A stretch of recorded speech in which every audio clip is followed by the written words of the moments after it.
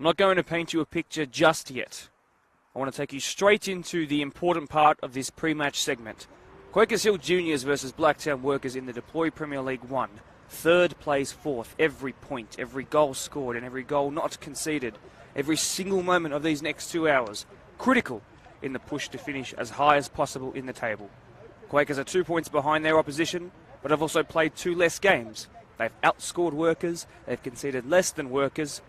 They haven't beaten them. There was a draw last time out. A 1-1 in that match of the round, might you remember. I'll remind you, a first-placed finish does not only bring silverware, it gives the worthy winners the easiest route to the grand final, with a safety net should a slip-up in the process occur. That's the goal of both teams here today. Simply finish top at all costs. Everything I've told you so far would indicate that Quakers have the upper hand in this match, but there's a gaping detail that I've not shared just yet. Quakers last played on June 25th. Workers have played 2 games in that time. One they lost, the other they won in the most recent match of the round a fortnight ago to the day. Match fitness in the legs, 180 minutes of football compared to 0 since the back end of June. That's significant, more than you might first realise. What else should you know? Well, Blacktown Workers are undefeated away from home this season. 2 draws, 4 wins. Quakers Hill, well, if you discount the first Premier League 1 match of the round of the year where we were at Blacktown Football Park, Quakers have only lost 1 home game this season. 1 home game this season. Except it was the last game they played, and that was, like I said, on June 25th. Now you're sitting here thinking, well, who's the favourite for this game? Well, Quakers might be better off in a one-off game. They score more and concede less. But then I tell you that Workers have been lucky enough amidst the heavy downpours of recent to actually play some football. So once again I ask, who is the favourite? In truth, I don't know. Truly, this is about as even as I think you can get. Cast your mind back to recent Blacktown Football Hour podcast episodes. Quakers had lost their lead at the top, pipped by the Ponds, but coach Jules Bombach admirably suggested that his boys would continue to play just their game. Now, think of when Workers featured in that post-match of the round victory over Marion a fortnight ago. The project coming to fruition, not quite David and Goliath, just a plan written up 4 years ago that's producing the results in season 2022. So that leads us to right now. The next 2 hours, I promise, will deliver thrills and torture that football carries with it. The chance to put 3 invaluable points on the board as both these clubs grasp desperately at the minimal games left in the regular season. Welcome to Quakers Hill Park for the first time in match of the round history as Quakers Hill Juniors host Blacktown Workers in a battle at the pointy end of the table. My name is Mark DePoli. In front of me are the 3rd and 4th best teams out of the 789 squads that make up the BDSFA. This game is destined to have a lot of goals throughout the entire of the 90 minutes that are to be played. So put your feet up, turn the volume of your TV, your phone, your computer up to the max, and get ready for some live and local football here on this chilly Saturday night. I think in due time we will have a look at the lineups between these 2 sides. As I turn my pages over, I'll remind you the 2 teams aren't actually in front of me. They're a little bit behind me, warming up. In fact, some of them are in the sheds too. Final pre-match discussions happening. Quakers in their home dressing room, geeing themselves up. Workers are just behind and down to my left. Of course, we are up on this scissor lift here tonight. The home side, you haven't heard from these guys in a while. They haven't played since the 25th of June. That's some 5 to 6 weeks ago now. In goal is Dean Rogers, left back to right back. You've got Justin Timbos, John O'Palazon, who has become the vice-captain since Ashley Coy's return, and just in front of him, Ryan Marchant is the other centre-back, the 31-year-old, who is wonderfully experienced, shrugged off all the groin issues since the last time we spoke to him. And on the right, for the first time in consecutive match of the round games this season, he's playing the same position, is Sol Surgeon.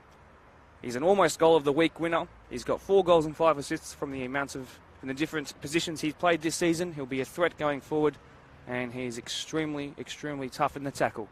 Like I said, Ashley Coy returns. No Anthony Napolitano. He just got red carded in the final couple of seconds of the reserve grade match, of which, by the way, Quakers on their own home soil took out a 2-1 victory. In place is going to be a man who split his shoe in half in the reserve grade game. It's Connor May. And then ahead of Coy and now Connor May as well is going to be probably the top goal scorer. We're going to keep it a secret all the way to the end of the year, but it's George Panay, who is returning quickly from a christening to make sure he's here for the match of the round. He has some 15 goals and 6 assists this season, does the 23-year-old. He has played in Valencia's feeder team from Spain, of which you might know, of course. The team currently going through a bit of turmoil right now off of the pitch, but hey, still, vastly experienced in all kinds of places, is George Panay. On the right of Chilean descent, it's Will Salinas, who was a joy to watch, moving into half space, then dropping deep to receive the ball when they played against Workers last time at Labor Sports Complex. On the left, Luca Gallo, 4 goals and 5 assists for the man who's happy to hit the byline or happy to cut inside and take it himself. Through the middle, a man who scored the only goal when they last played for his side. It's Gatsby Tuiteka Gray, who is of Maori descent, as the 23-year-old. He scored a penalty in that match of the round game, and that game, of course, ended 1-1. He's got 9 goals and 6, hoping to make it double digits here tonight. The opposing team in goal is Ben Dalkeith, who doesn't just keep his place because Evan Moses is injured to the Achilles area last time, you might remember, but he's also had a man-of-the-match worthy performance. And the 21-year-old who stands at 6'2" will be hoping for an equally as impactful game between the sticks tonight. The back four, Blake Graham, the recently turned 20-year-old who hit the crossbar in this fixture last time. On the right, it's Izzy, full name Isu Marapatha. Then through the middle, Dayan Kuprashenen and, of course, Ian De Castro.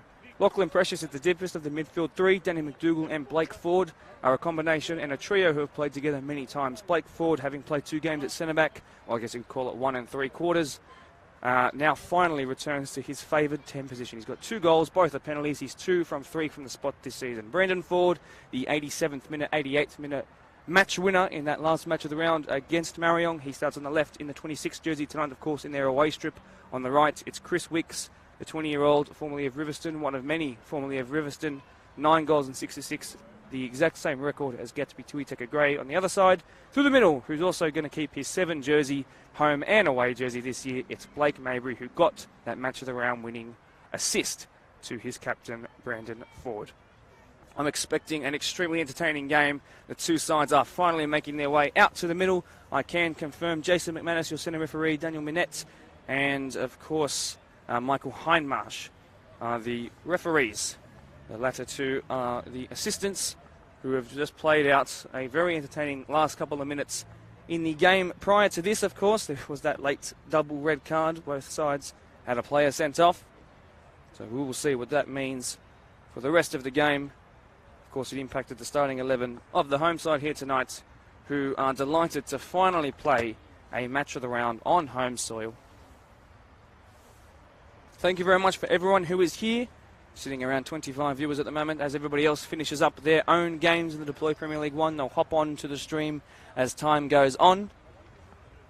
If you can give me updates from the games that have already gone on, I would love to know, and I can give a live look at the table. A reminder, currently this is a 3rd v 4th match, and 2 sides lining up, and will now walk across each other to shake hands. You can see in their home strip, the home side Quakers Juniors.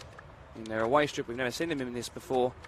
Led out by Brandon Ford, the brave leader who has 3 goal contributions in 3 match of the round games. We want to make that 4 from 4 or even more tonight as they swap sides and prepare for what is going to be a do or die battle to see who wants to finish higher up the table.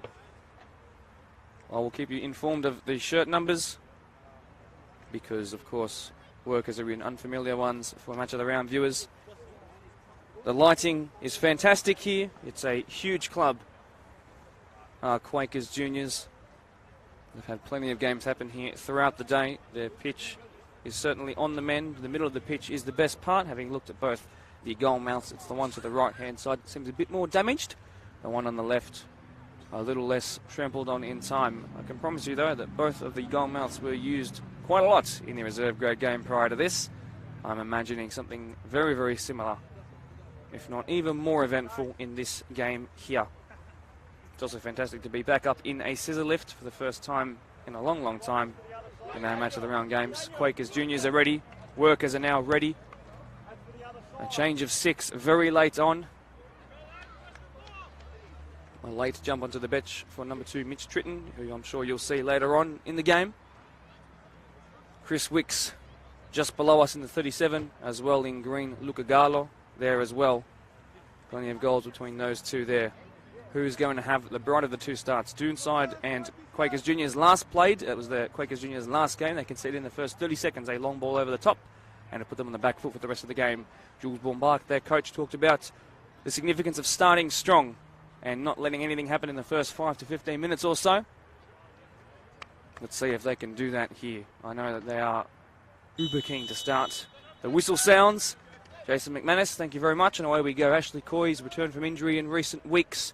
But just as he did, the rain came and bumped him off his form. That's a poor touch from him as he still works back into his full match fitness and sharpness as well. There's a difference between those two phrases. Kupreshanen, who is half Serbian, half Uruguayan, recently married as well. Gave away a penalty in the last game. First slip of the day just happened there. Kupreshanen is here as he strives forward, not afraid to take things on. Although he's given it away in a really silly area, and that's not the man. And man in the competition, you want to give it away to George Panay. Great save, Dow Keith can be cleared. Kupreshanen does well. It was a perfectly timed slide in, unlike last time we saw in the match of the round a very poorly timed slide in by a keeper. Which led to a penalty. The first real free kick given away, but George Panay perhaps didn't get to warm up as much as his compatriots around him, and perhaps wasn't even settled into the game yet before he was given what might end up being the best chance of the game. How quickly will we see the second chance? Kupreshanen, who originally had lost that, sends it into a dangerous area. Connor May, who's had to readjust, knowing that he's going to have to back up for this game about 2 minutes before they went live. Gatsby Gray. Here is Connor May, who is involved in some coaching in the younger grades as well. John O'Peller's on the vice-captain's first involvement I can remember. Gala will jump on that loose ball from Matapatha. First touch here for Justin Timbos. Worked his way up from 21s into first grade this year, and he's been fantastic to watch. It's great to see so many fullbacks of such a young age who are making their presence known in plenty of the deploy PL1 and 2 ties. What a great turn that is by Salinas. He's great to watch. George Panay will get a second bite of the cherry here up against Kupreshanen. He's going to go to the left. Panay! A finish that matches that goal-scoring record he's got. Make it 16-6. And he is covered by his teammates in celebration. In truth, nonchalant. He's used to scoring like this. And so early on, he did what Jules Bombach would fear his own team would suffer from, and that's concede an early goal. No, scrap that, he says. He's put them to the sword already. Probably should have had 2 in truth, but he'll be extremely happy with that one. He only needed the one to get back to full fitness, full match sharpness. Haven't played since the 25th of June, might I remind, for the last time. And now Workers, well, they have all the work to do, don't they? 2 match of the round games in a row, 2 different strips. That's a lot of work for Kupreshanen to get that under control. He's done quite well. He's already found that George Panay is going to be a handful for the 90 minutes, let alone the first 90 seconds or so. Chris Wicks will find that the referee should stop this up here. It is finally. This game is already seeing a little bit of tempers flaring. I can see Workers are a little frustrated with the start that they've had. Coming towards Wicks, Coy makes Clapton's contribution there as that ball comes towards us. Still yet to get my first touch of the season, but we wait, there's still time. It's right below us here, Izzy Matapatha. There's a couple of big challenges in on Wicks there. They know how dangerous he is. Boy, do they know how dangerous George Panay is, though. Of course, Greek background is George. He is absolutely ripping it up. There's a couple of players in our Blacktown region of Greek descent, and they all seem to have a certain something in that flair right and left boot. Late change on the bench for Quakers juniors as well, as this ball goes all the way back to Lendale Keith. I'll inform you, Nicholas Clancy's come on, number 29. He'll be on the pitch later, currently debuting as a sub. Going to go all the way back to Dean Rogers in goal, who then goes up and away, clear of the halfway line. Garlo and Izzy Matapatha rising. The danger man there, they can't quite keep that one in. And even though Wicks was ready to counter-attack, he's going to be pulled up. George Panay, superstar, and probably your golden boot winner. Not yet, though. Not yet. Still time, but with another goal to add to his name. Seems a pretty insurmountable lead. That's going to go long. Slightly frayed off to the right of the keeper. Touch there by Blake Graham, one of the first I can remember he's had of the game. The young man recently having turned 20 years old. Likes to get forward to both of the fullbacks, but so far they've been on the back foot. He hit the crossbar the last time these two teams played. He's going to have to hit it a little bit lower this time and get his team back into contention. Currently 1-0 down already. Quakers Juniors without football for 6 weeks. Not without a goal for more than 6 minutes in this game. Oh, Gatsby Gray then squares to Galo! And that should have been 2. And realistically, considering the first chance of the game, it should have been 3. Workers look like they haven't played much football in recent weeks when really they have. They need to sharpen up quick, smart. Well, they're going to find that this game is out of their reach very quickly. Perhaps a change in the 2 centre-backs, starting centre-backs, has muddled with their mentality a little bit. I'm not sure. It's a very familiar lineup, almost back to, I'd suggest, if not full strength. There's no Mirza Mordanovic,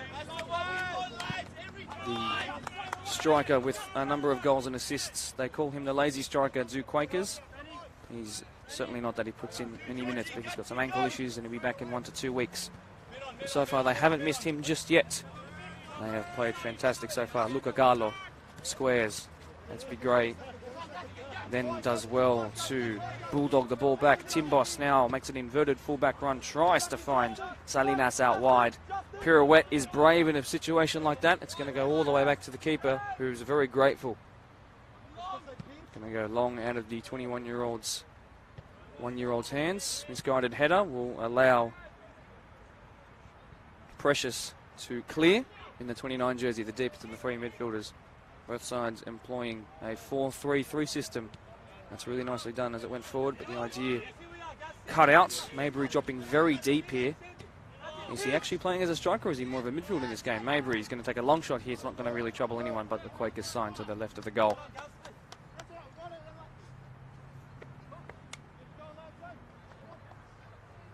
The dark in Blacktown, once it gets past about 5:15 p.m. at this time of year, shrouds everything in its way, and in the space of about 5 minutes it went from everyone being able to see 20 kilometres away to not being able to see 20 foot in front of you. Thankfully the lighting here is fantastic. Workers might have to be wary of a press that could come in if they throw it backwards. Instead they throw it forwards. Cleared by Soul Surgeon.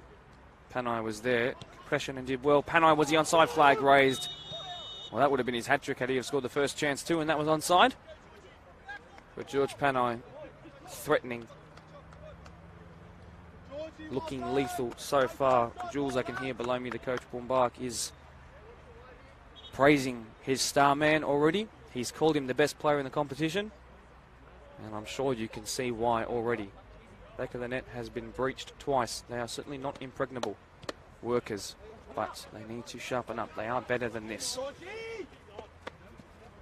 This is Blake Ford, who's meant to be one of the 2 attacking midfielders. Apparently hasn't got his radar switched on just yet. Chris Wicks almost did incredibly well to keep that in. He didn't, though. I don't think the captain, Brendan Ford's had a touch of the football yet. I can't see Danny McDougall in the 8 jersey, someone who's kept his 8 home and away. I can't remember him getting a touch. He almost gave away a free kick. Garlow went back to his centre-back Ryan Marchants. It will be pulled back here. A little look forward to the second half when I give you that history lesson, by the way. Both these clubs were formed in 1968, so I can give you the old history lesson when we get to that second half, though. Stick around for that as that comes into the box. Surgeon, who's not wearing a 29 this time, it is a 34 resized jersey. He's been putting on some size, he's told me. He's also recovering from a pretty big collision in their most recent game. He's got a bruise on his foot and it now clicks funny. I told him it might be like that for the rest of his life now. A big collision with Kyle Dominici from Doonside, as he then tried to have a second goal of the week contender there. Now the follow-up shot, a bit of a scuffle in the box. Players go down everywhere and it's cleared finally. Coy rose highest but didn't actually get connection on the ball. Wicks is there too, trying to launch a counter-attack. Players in his back. And he's finally lost out, has a 20-year-old. We take a Gray on the turn, is wonderful. And there's that man, Panay again. Similar position to the first. Cuts back this time. And again cuts. And now maybe Gray. And Garlow is there. Someone's gone down. Free kick, Workers' way. But they really need to sharpen up because this is the best attacking fluidity I've seen from a team all season. And they have barely trained.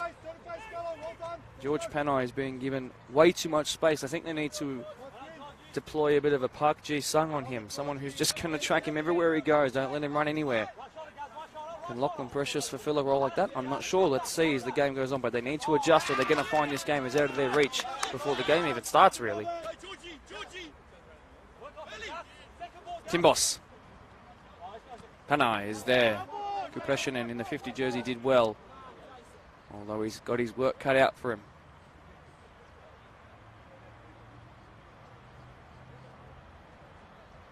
Familiar centre-back partnership on the contrary for Quakers juniors. Number 8, Jono Pelizon and Ryan Marchant in the 19 jersey. Played together a number of times this year. Timbos, who's way up the pitch. Gray flicked it on.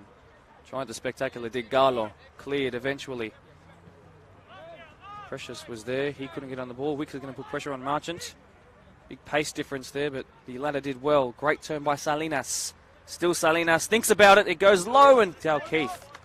Great technique there. That would have bobbled and bounced in every sort of direction as it went towards his palms. But he actually did fantastically well to watch it all the way in. Can they actually work themselves into the attacking half of the pitch? Danny McDougall. He's going to spread it wide. Isaru Matapatha, knee controlling the ball. Although not controlling well enough. That's going to be a Quakers ball. Everything is falling their way so far. But through fortune and luck made by their own efforts, I'd say. Timbos again. A converted winger is the 20-year-old. That's a fantastic ball. Salinas is left-footed. He will obviously cut back onto it now. In it comes, and then Garlo was there. It almost looked like it was heading towards an own goal. Corner it will be.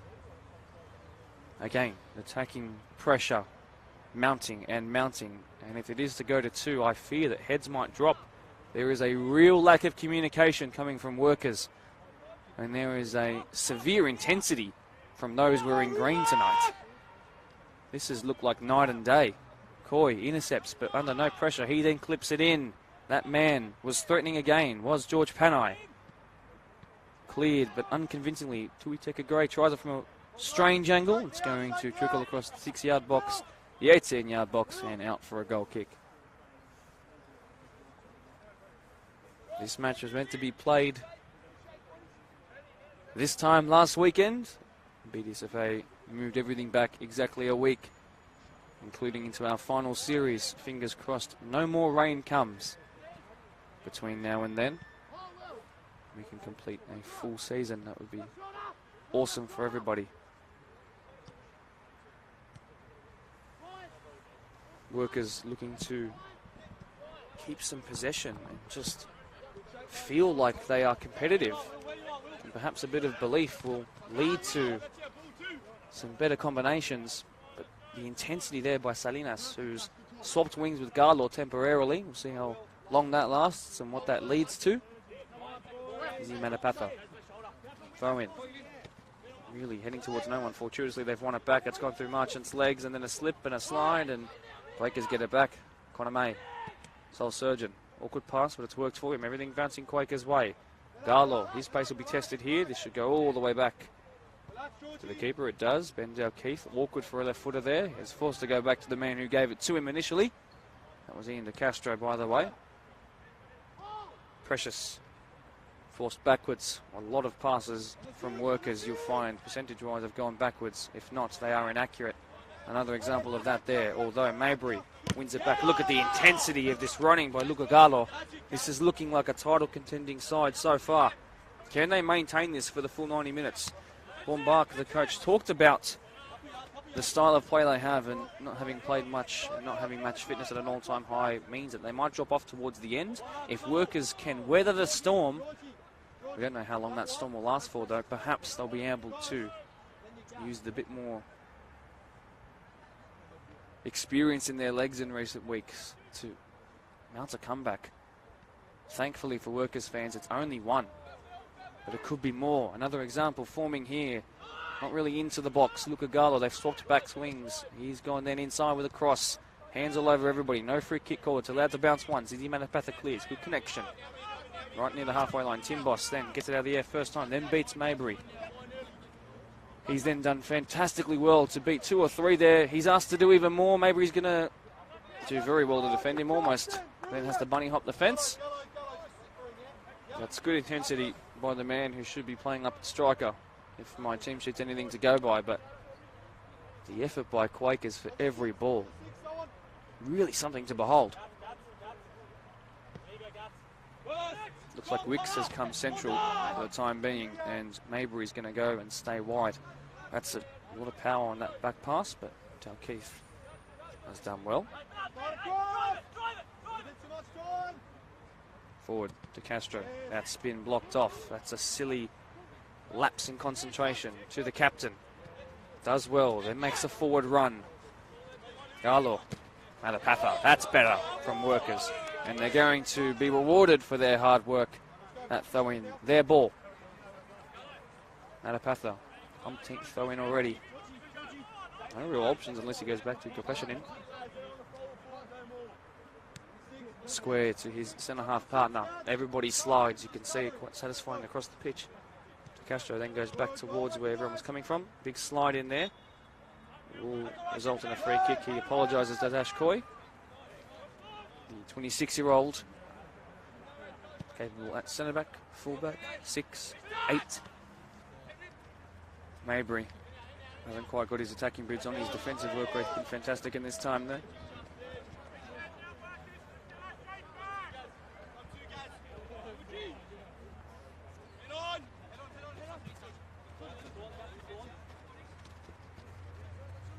Been told by somebody from Oakville that a certain Yannick Mifsud scored a bicycle kick today in Oakville's Premier League 2 game. What a shame that wasn't on film, but hey, props to him. Perhaps there's a security camera footage somewhere we can get. Panay, the only goal scorer of the game so far. Connor May from one side of the pitch to the other in a flash. Salinas forward, Gatsby Gray forward. Surgeon goes to the former. He then makes a run into the box. Salinas thinks about it. Salinas, great slide in. Second bite of the cherry, then feints, and now Salinas into the hands. And the goalkeeper with very good technique. He'll be forced to drop back quickly. It heads towards the area he's usually marking. Conor May has dropped in the meantime. No players in the middle in green colours to get that out of the sky, although the recovery has been good so far. Look at this from Ash Coy coming all the way up to put pressure on, and look what that pressure has amounted to. That's be great. Total football here from Quakers Juniors, if you want to call it that. I believe you should. That's better from Workers, though, again. Brendan forward.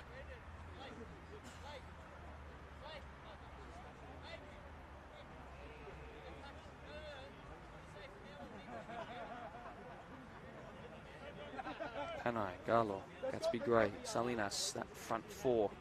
Devastating when going forward so far. That ball did not cross the touchline. Play continues on, says Jason McManus. Big slide in there is clean. Can they work their way out of this? If there's a switch of play on and they find it, they could be through here. They didn't quite though. From my angle it looked good. Nutmeg on the referee. Coy did well to anticipate where the ball rolled. That one though. Looks like Workers have just upped their performance standards by about 5%, and it's made all the difference. They're looking a little bit better. They still need to put a chance on the opposite goal, really. It's been a long time since they've even looked close to their opposing 18-yard box. Touch there by McDougall to find Ian De Castro, whose brother plays in their reserve grade sides. It's a flat ball with slight backspin, but it's only going to find a relatively untroubled so far Dean Rogers. Simple pass to Ryan Marchant. Triangles made by that man there, Salinas. That touch is just oh so good to watch. This is where he comes central and a bit deeper to create plays. Timbos with his weaker foot goes towards the line. Coy now making a Luca Gallo-esque run. Central he goes again. Panay, can he scoop it up and over for Luca Gallo? Dalkeith, easy pickings. Well clear of the halfway line, but Timbos the only man really competing for that. His poor touch has allowed Mabry to start something here. Ball roll between his legs, then goes wide to his captain, Brandon Ford. He's being pressed now by Gatsby Gray. Ball through almost to find Wicks, who would have been on his weaker side, yes, but one-on-one had that have found him. Recycle they will. This is better from Workers. This is what I promised you'd see in this game. Good pressure. Better by the brother of Brandon Ford, Blake Ford there. He's senior by 3 years. That's hit the ref.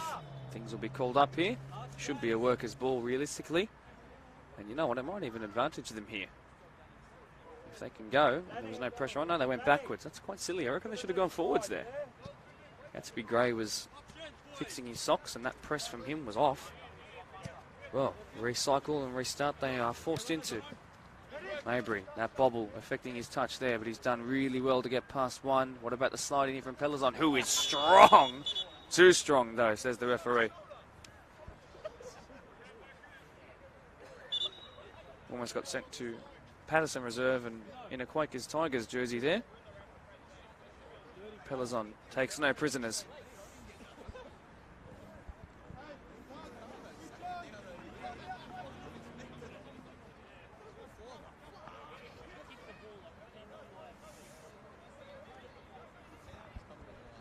Well, out of seemingly nothing, there's an opportunity to put the ball in the box now. And it comes flat. Really nice hit, cleared by Coy, I do believe. Connor May rising to. Who might it fall to here? Cleared by Marchant. De Castro needs to take this under control. Actually, it's Blake Graham, forgive me. Workers come forward again. Great footwork by McDougall, I do believe. Castro still up quite high. Wide that goes. Blake forward, in it comes again, and then the header! It looked closer from my point of view. That's actually gone well wide. Good to see.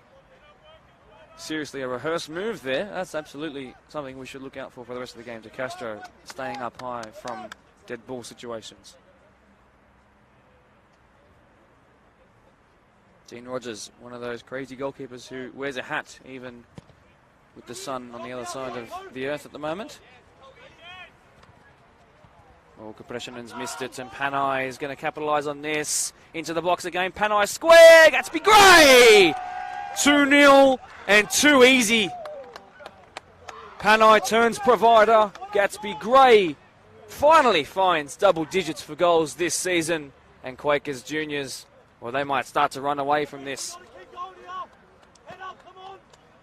They've now on the live table leapfrogged their opposition today, and it's looked far too easy. Kupreshinen missed his tackle, and then I saw the body language. He sort of pointed to the heavens and was disappointed in himself, but then no recovery run on Panay, who then forced another defender out, and all of a sudden Gatsby Gray just had to simply tap it away, and tap it away he did.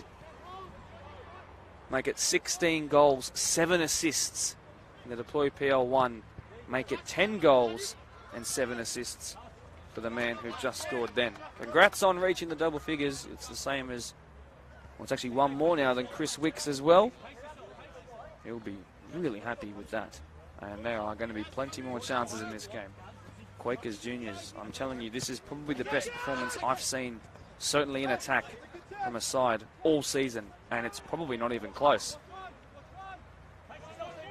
They cannot afford the next goal to be from a green jersey. Can Workers? It has to come from them. Even if it comes in the second half, there's a chance of a comeback. But if the next goal goes green, this game might be over. Right out by the deploy signs, which make their way to every away trip, not at Blacktown Football Park. First time they've been here. Wicks couldn't find the ball. Back in again, second phase. Easy Manapatha, I'm sorry.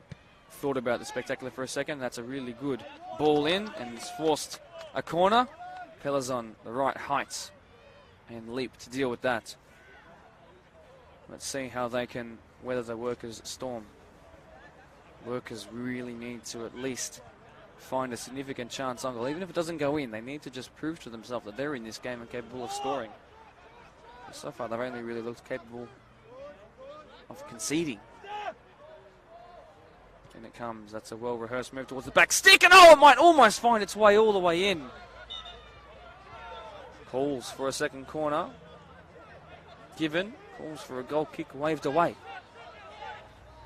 And that little bit of stress might just aid Workers a little bit, knowing how close that went and how worried in the moment they were. Can they come even closer this time? Great crowd out here to watch as well. Braving the cold on 6 p.m. on a Saturday night.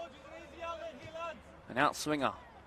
Danny McDougall, 2 hands raised towards the middle of the goal, cleared away by a man with the same numbered jersey as the corner kick taker, Pelazon. Free kick called. Quakers relieved of the pressure cooker there with that.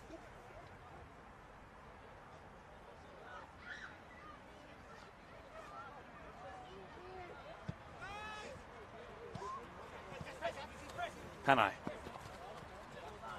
Wicks is quicker and does better there. Izzy Manapatha making the outside run. Wicks went inside to the dismay of the players around him. That's Big Gray. Big slide in by De Castro.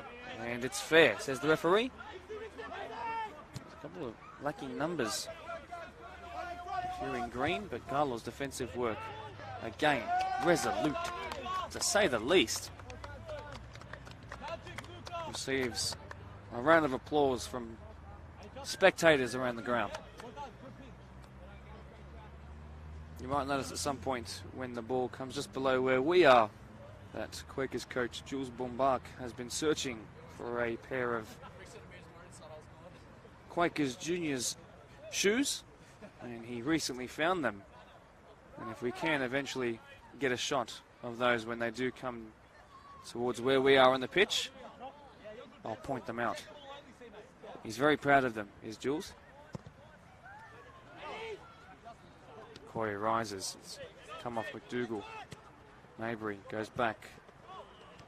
Through ball attempted by the captain. It didn't work. Ford brothers combining there. McDougall, another of the formerly of Riverston contingent, as they again cross the halfway line.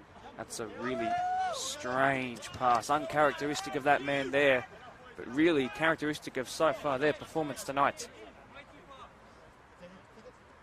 We might get the shot of the shoes here. Cameraman Brendan says no, we didn't. We'll just have to wait. Coy, nosebleed run for him. Panay and De Castro strong. Last touch off a white jersey. Corner will be coming in, I believe, for the first time from this side. Panay. Pelazon up. That's Big Gray up. Soul Surgeon back stick, one hand raised. Late runners in Marchant and Coy. In they come now. Cleared. Surgeon was there. Marchant! It would have been a rare goal for him. Good technique. Leaning back a little bit too much on that half turn.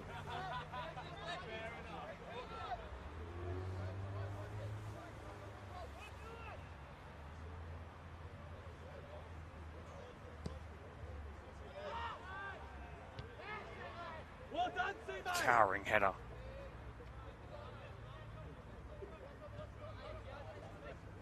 Good pressure in.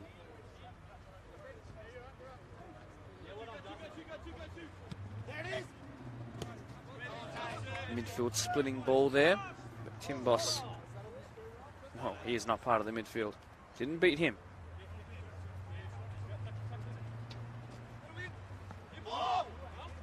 Wicks does well again, but can't find the final ball. He's been struggling with that today. Let's be Gray. He's deceptively strong. Very strong core, I've noticed. Really adept at holding off the ball. Believe it or not, we're about to cross the 30-minute mark already. 1/3 of the game mark about to be passed. That's flown by. Somehow I still thought it was the first 10 minutes or so. We're nowhere near that.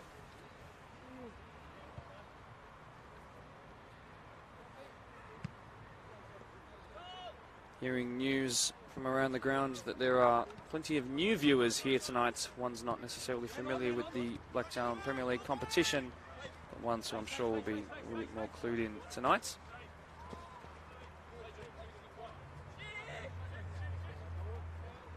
Hello to all of our new viewers tonight. You're watching Quakers Juniors. Don't judge anything off that part, but so far an extremely dominant performance over Blacktown Workers.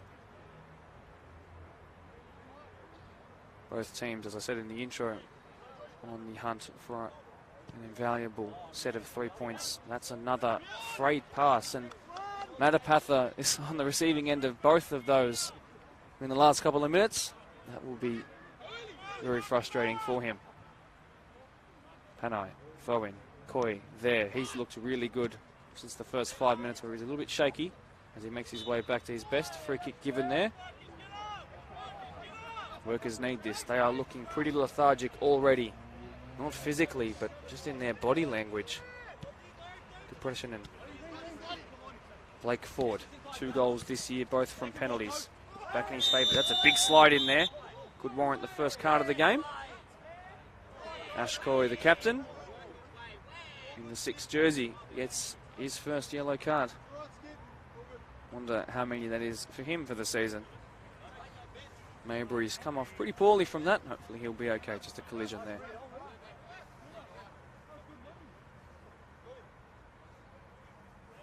Well, it's too far for a shot. Dejan Kupeshinen flips it right towards the mark of the 18-yard box.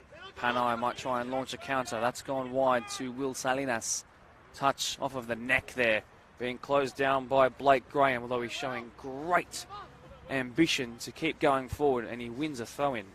The effort levels by Quakers just proving too hot to handle at the moment. How long can they keep it up for, though? They've got another corner to add to the tally.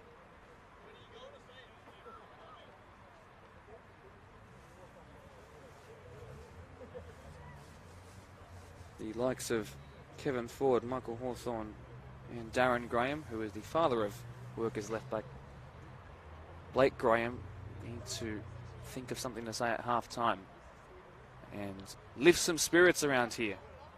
Workers seem quiet on the pitch. Can't hear them talking at all. Towards the back stick it goes. It's missed the first header. Ford here does well. Coy, who's going to have to play the rest of the game with that caution. Soul Surgeon, naturally an 8. Very adept in situations like this. Let's see if he can get past his man. Tries a long shot, was closed down, and this is where they need to capitalise. Wicks, that's the man you want running through up against Timbos. It's Wicks. He tries to go inside and then brings down his man. Chance missed. Well, one of the quickest men in all of Blacktown. Caught up to there by Justin Timbos. Really well done. 2 men with the combined age of 40 there, 2 youngsters.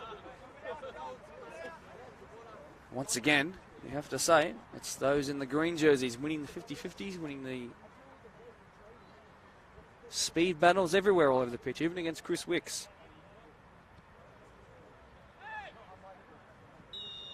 Free kick called again. Will they take it quickly or set up something here? Looks like the centre backs are coming forward. Things are slowed down. Panai is going to trudge on over and take this. We'll provide the short option. Former or ladder, which will it be? The former. He's going to whip it in himself.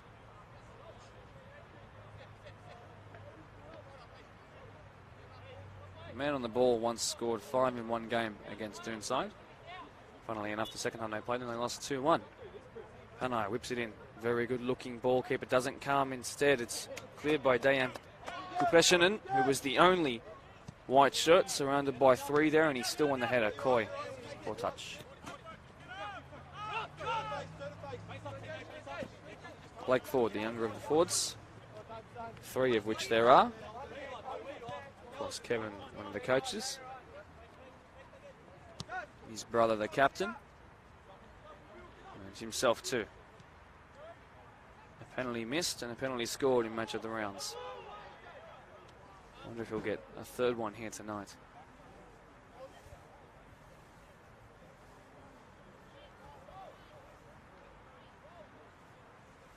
What's happening here? No one wants to take the throw in, it seems. Surgeon eventually slowly goes over.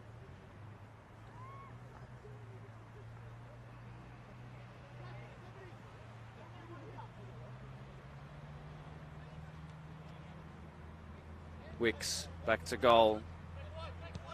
Forward goes wide. Garlo against Izzy. Matapatha did well enough. Receives a bit of an applause from his own bench for the effort. They need every bit of positive encouragement to keep their heads high. Like I've said many times, they cannot afford to concede the next goal. Good pressure, and another one of the former River boys. He's given it away to Luca Garlo, who wants his own goal contribution today. Garlo squared to Koi. Allowed to dance with it, and gets to be great from distance! Oh, good save. Really good save, Ben Dalkeith. Not the first time we've said that in the last fortnight or so.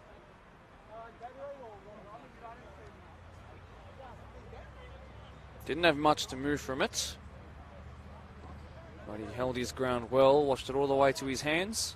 That's going to sting, I promise you, even with extra thick gloves on. Panay will again swing this in. It's only late runners, clearly rehearsed, cleared at the front post. Out is the call, and it should be Panay. And dips inside, clearly fouled, probably will warrant a yellow card. Second yellow card, one each side now. Calls for a two-man wall.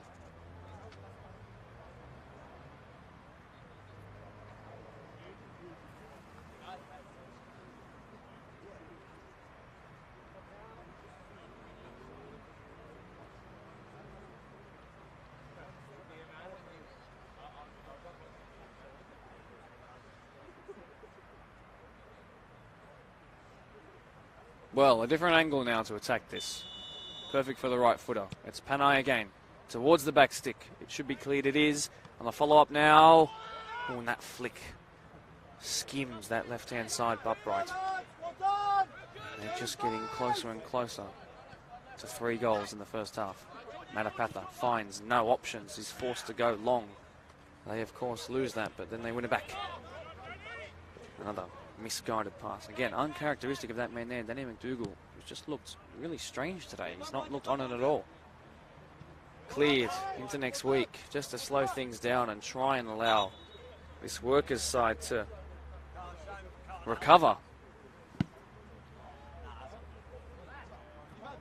Assistant coach of the reserve grade, who kicked that ball in just then. You might have seen it appear at the bottom of your screen. Not happy with that. In fact, it's going to come all the way back to him. So he might get a second stab at it when the next fluorescent deploy ball goes into next week.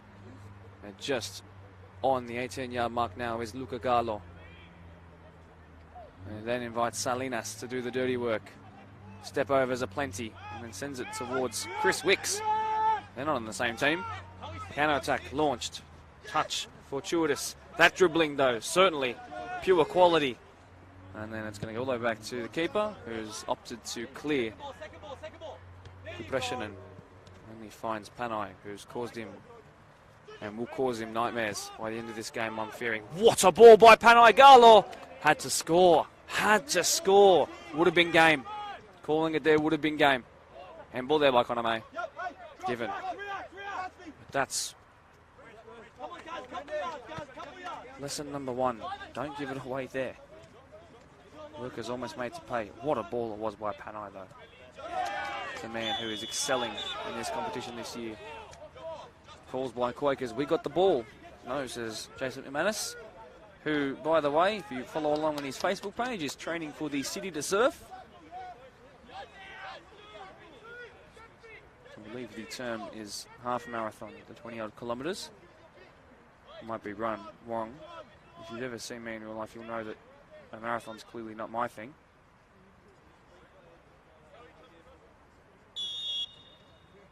And it comes. Danny McDougall. That's a bit of ball, but it's cleared. Might think about the spectacular. No, it was frayed off the side of his boots, and then the follow-up was cleared, and then the follow-up again was slid in, and then wide. That's going to go, and again passes to this near side touchline, proving difficult for the Workers boys as we get closer and closer to the interval. A reminder, 2-0 Quakers way. George Panay, and then the assist to Gatsby Gray. Here is that danger man, just below us. Up close and personal with the technician.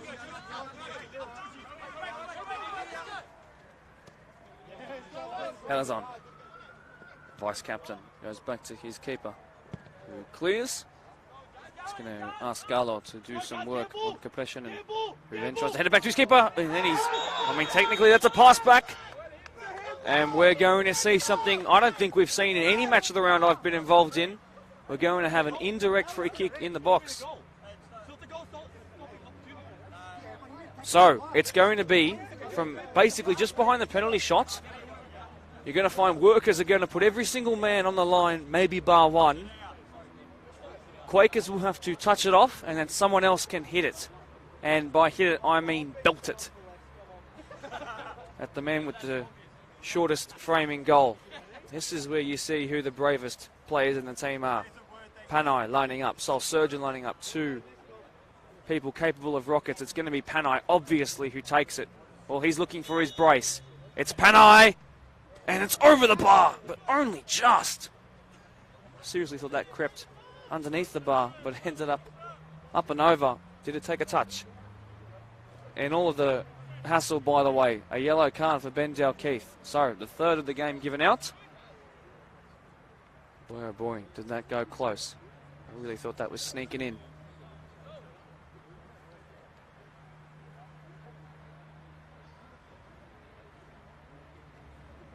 Again, on the dead ball, it's Panay. One hand raised this time towards the front post and the middle, and then Coy! Welcome back to the first team, Captain. There's your goal. He never scores, comes the call below me. But hey, in the match of the round, the captain's contribution shining on through. That's a third different goal scorer too. And from the set piece, clearly rehearsed. Panay with a second assist. He's been involved in every single goal. Make it 16 goals and 8 assists for the season. That must be Coy's first in a long, long while too. But welcome back to first team action. You've struggled with injury all year, and it's great to see you back to your best. Leading from the front. Workers, boy, do they need some of that right now. And after putting it to Marion, the most recent winners of the championship, this has looked night and day from that. Panay. Good pressure and better slide in there to Castro. They haven't really attacked down the right-hand side much at all. Not to anything that's returned much value. It's been more down the right-hand side of Workers' defence, the left-hand side from our view here. Well, consecutive corners from the same area. One hand raised again. This time the keeper fumbles it. Manapatha clears. Is that Salinas there just inside the box? The left foot, not the right angle for him. Panay given time to cross it in. How on earth are you going to give him time? Close him down. Another corner. Quakers 3, Workers 0. And we are not even at the interval yet. 3 consecutive corners. The first of these 3 led to a goal. The second one came close as well. What will the third one do? One hand raised again. Same sort of area. Keeper doesn't come again. They've got another goal. What on earth is going on here? Is that a double for Coy? It is. Well, the most unlikely of goal scorers. The most unlikely of people to get a brace as well. My word, Workers unfortunately have just not shown up tonight. But congrats to Ash Coy. They are absolutely loving life down there, the Quakers boys. And the game is over. I'm sorry for all those that I promised at the start that this would be end to end for 90 minutes. It should have been on paper. And on paper, you're just going to see 3 George Panay assists, a brace for the Captain Coy, and 1 very, very negatively impacted goal difference meter.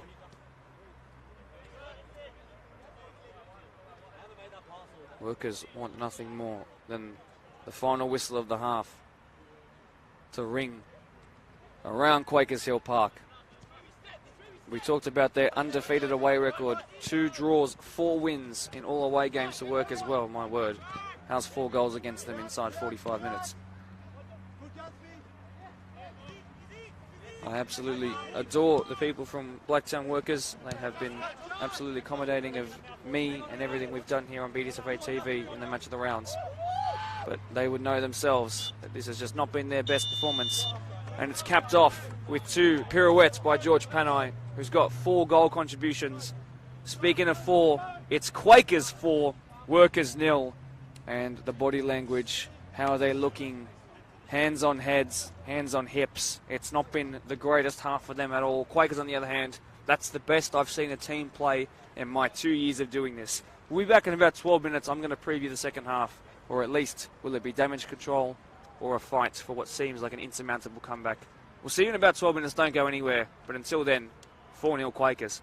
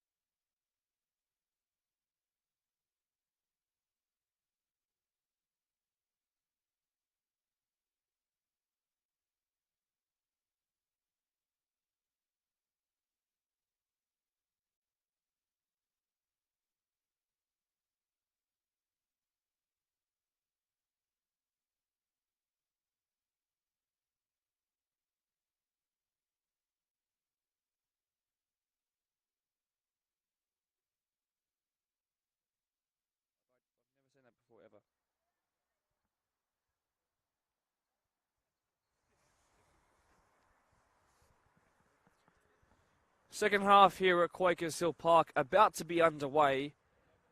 And the side whose name affiliated with this great ground up by 4 goals to nil.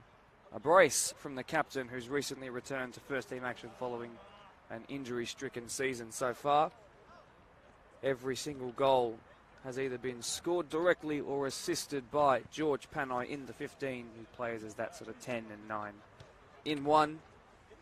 2 set-piece goals, identical back-to-back within 3 minutes of each other, made a 2-goal deficit, a 4-goal deficit for the Workers. Blacktown Workers will have to draw on years of sporting history and prestige, as a club only recently back into Premier League action with a plan set aside approximately 4 and 5 years ago to get back to the top of Premier League action in the BDSFA. Tonight has put a bit of a stake in that, a bit of a fork in the road for them. This is a game where they will have to rethink a couple of things. Defensively from set pieces, not good enough.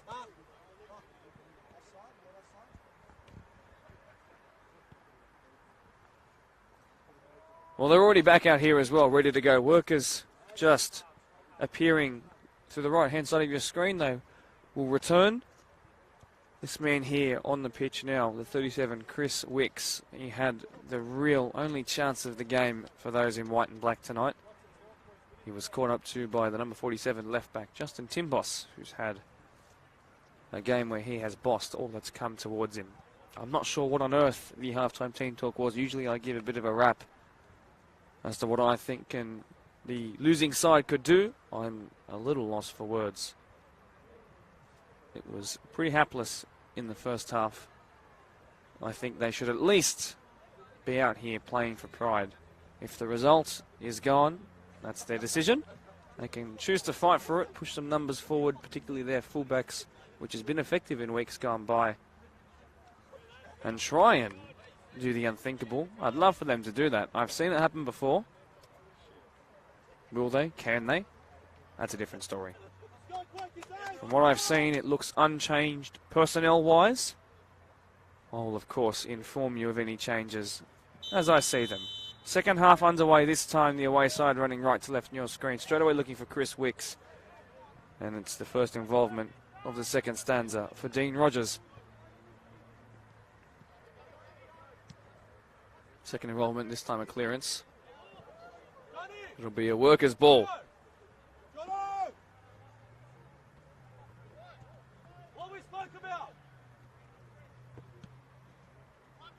That goes towards the halfway line. And once again, how on earth is Panay this free already? He cuts back onto his weaker side. Panay into the keeper's hands. He wanted a brace to add to the hat-trick of assists so far. He'll have to wait. Plenty of... Oh, in fact, it might even not be that much of a waiting time, but Ben Dalkeith strong once again. Out of his hands. He just wants to get rid of it. Soul Surgeon.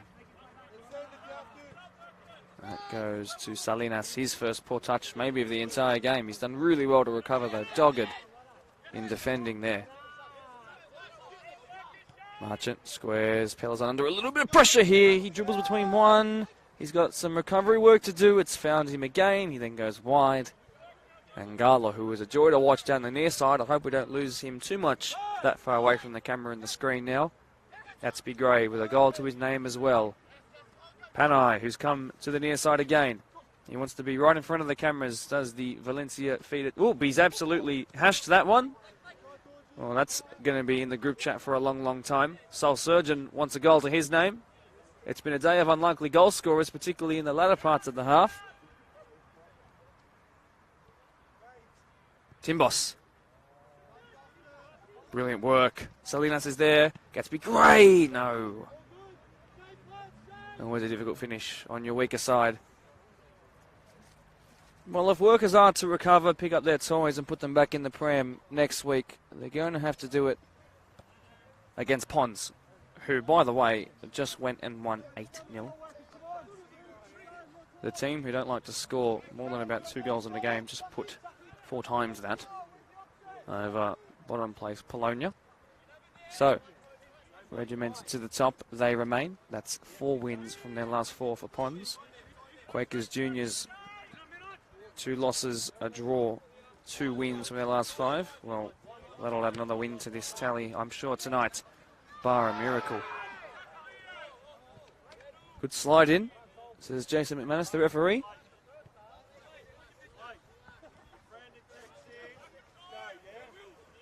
Quakers, a club who participated in the Australia Cup, formerly known as the FFA Cup, at the start of the year. They were winners over the very well-known Kellyville Colts on the Blacktown Football Park pitch. Luca Garlot went in goal following an injury to their normal goalkeeper, Dean Rogers. Saved a handful of penalties. Brave defending as it almost boot collided with the nose there. Looks like Blake Ford's gone to centre-back again in a 5-back, I do believe. Interesting. So 1 less in the midfield where they were being so dominated, but at least a bit more defensive solidarity, perhaps. I think it's going to be long ball heaven in the second half. What a slide in, and it was perfectly legal. Chris Wicks has just been sent back to Riverston there. That has rocked his world. That's a Brexit tackle, as the kids will call it these days. Perfectly timed. Salinas strutting his stuff. Sexy football, they call it. Slip, but a great pass by Pelazon, who stayed on the ground, and then Panay whips it in. It went towards the near post, and it wasn't what he wanted. What a ball it was by Pelazon, by the way.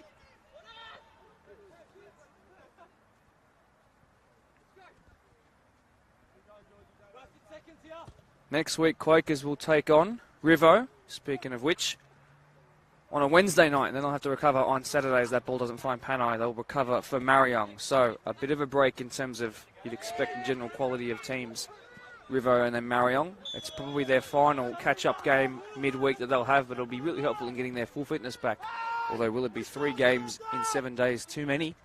Who knows? They'll have to recover very well. Ice baths, boys. Deep tissue massages too.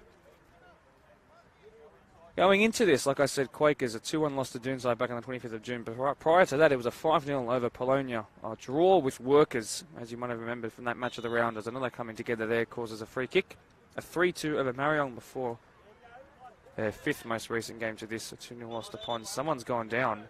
I believe Timbos has stayed on the ground. He's moving, which is great. He's rolling it back over. He's with us. He's certainly in a lot of pain too, though. Workers going into this had a 2-1 win over Mariong. My words aren't coming out properly at the moment. In that match of the round, a late winner by Captain Brendan Ford, you might remember. Before that, they were 2-1 loss to Doonside, 1-0 over Ropes Crossing, who we've cursed by making them the match of the round. They haven't won since then.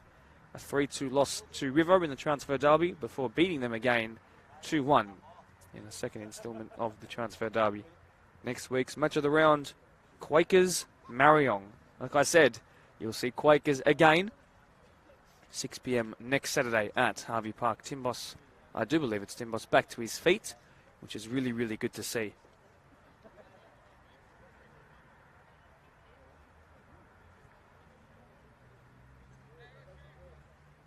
Workers, much like Quakers Hill, a club pivotal in the initial roots, the original pillars concreted in of the BDSFA. I'll explain more in a second. In it comes, good ball that time. They tried to replicate the set-piece brilliance of Quakers from the first half, did Workers. It didn't happen just yet. Manapatha asked too much of his man there, and George Panay in a foot race with Ian De Castro, but the man who moved here from the Philippines at age 15 has done really well there.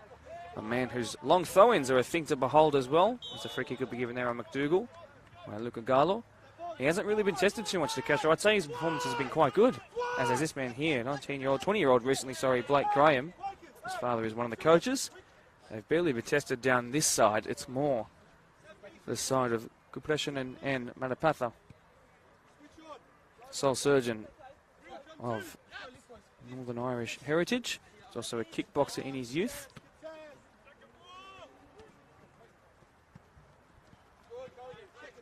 Nicely done, Workers. That's better. Bit of triangle play here, but asking a lot of their left back there. Panay again. They don't foul him. And he wins a throw-in as that ball goes into touch.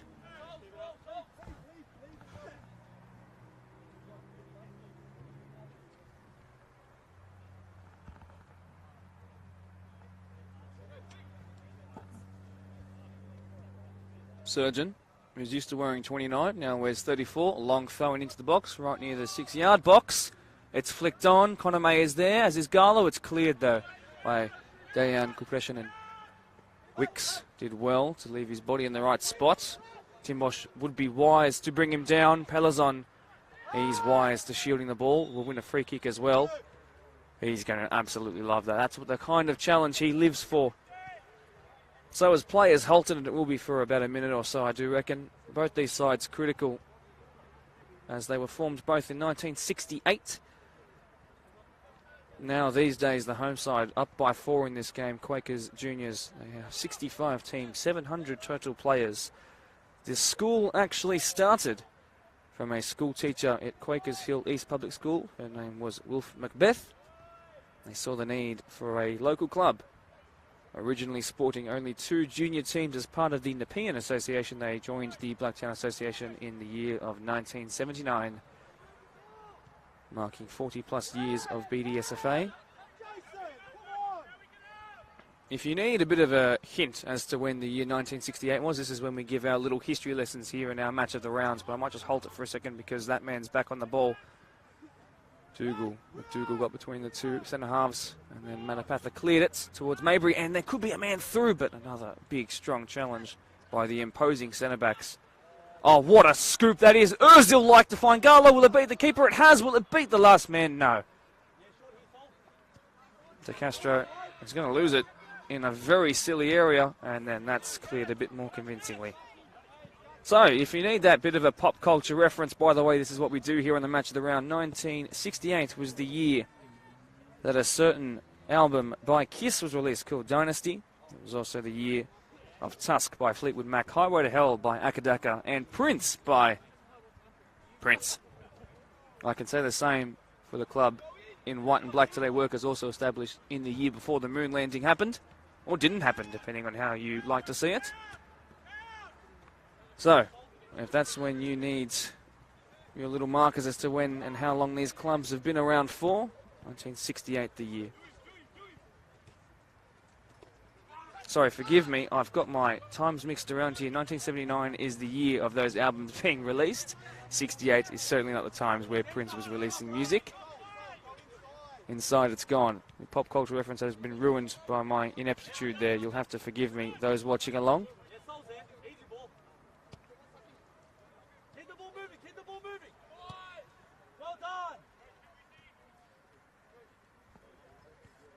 Back on the Quakers, he'll talk for a moment. As this ball spread between all 4 defenders and then put long towards Gatsby Gray, who's showing signs a little bit of fatigue. He's got options inside. Coy. Wouldn't it be amazing if he got 3 goals today? Slipped as he crossed it in under the challenge there. Brandon Ford can't make it happen. Ball actually didn't enter touch, so it's still a play on here. Salinas. Panay. Clipped wide. One of his first inaccurate passes of the night. Sol Surgeon wants to now play that ball to Coy. How's your crossing, Coy? It was blocked off. Panay thinks about it with the left boot. It was moving in the air. Not enough to trouble a strong goalkeeper. So the founding members of the club in green here tonight. The aforementioned Wolf Macbeth, Merv Bernard, and Anne Graham founded the club in a truly astonishing way, I have to say. Wolf's family donated a cow named Daisy, whose calf each year was sold for the next 10 years after that. And the money raised from that was used to build the club and the foundations have built to what they have today, which is, as I mentioned, 700 plus members. If you notice and take a really close look at the Quakers badge, you'll notice 2 horns, and that's a little throwback and pays homage to that there. This is the 55th season of which Quakers have been kicking footballs around in the early hours of the morning and the late hours of tonight here. And how they've progressed in that time. Of course, I remind their goal this year, of course, a first place finish, which might look a little bit out of it considering how good Ponds have been and continue to be. Another big tackle coming in there, but play on is the call. Maybury sent wide. Yes, of course, the goal, the championship, be here on grand final day. That's the aspirations of their opposition today, too, Workers, but you wonder if this will dent their confidence. How significant will it be, though?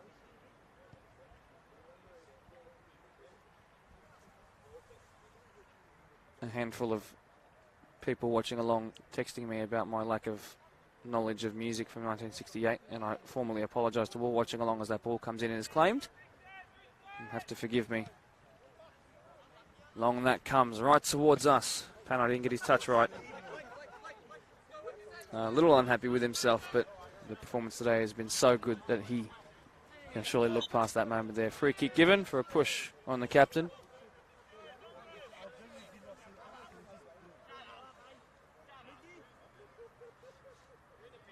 Workers are a club who pride themselves on their work off of the pitch as well as on it. The last time they had a match of the round against these guys, they hosted a post-match dinner and invited everyone to come along. As that ball's put into a really dangerous area, but Dean Rogers showing all of his experience in that claim there.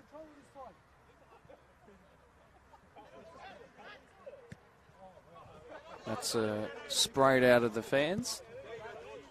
Panay rises, De Castro rose higher though. No pressure on Marchant and Soul Surgeon there. Coy. Soul Surgeon getting into a little verbal argument.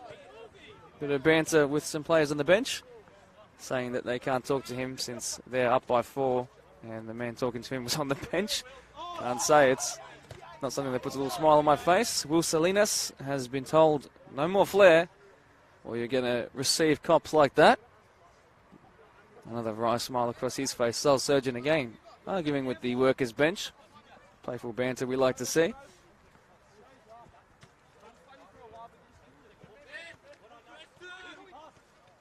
Before he goes down.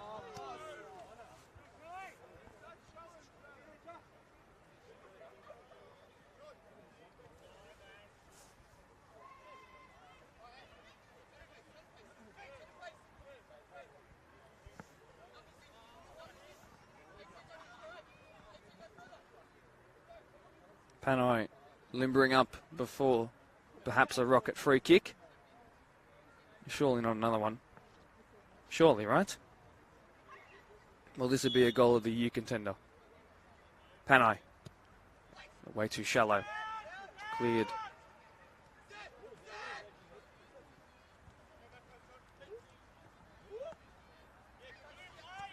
Didn't happen that time for Panay. Salinas again. Wicks was there. Marchant does very well. Timbos has shrugged off those injury concerns as they cross the halfway line. Pelazon. I can hear the calls from the bench. What's he doing up there? Oh, he's putting pressure on Kupreshinen. And then that's what he's doing.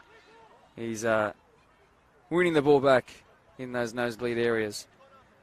I've done some research to spare my blushes a little bit. Your top albums from 1968. I can promise you the White Album by the Beatles, Electric Lady Hand by none other than Jimi Hendrix, and Waiting for the Sun by The Doors. The Doors should be closing on my history lessons after this. I promise you they will, as Wicks was almost found through. And what might have been the first goal, 25% of the deficit cut down, but no, not to be just yet. Still time in this second stanza for things to change. Will it though? Panay. Slid in, was he inside the box? The referee says go on. I can't say I had the right angle to make my own judgment there, so I will refrain. Coy, that's a very good slide tackle for sure.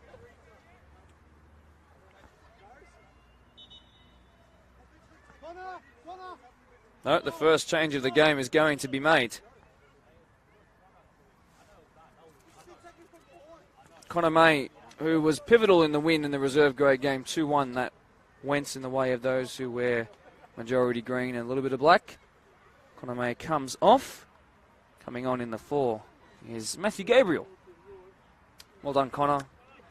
He was lucky enough to find a replacement shoe. His shoe split in half during a tackle. Can't say that's ever happened to me before. Although I once did break my foot kicking a ball. So don't ask me about anything for football advice. I'm not the one to give it.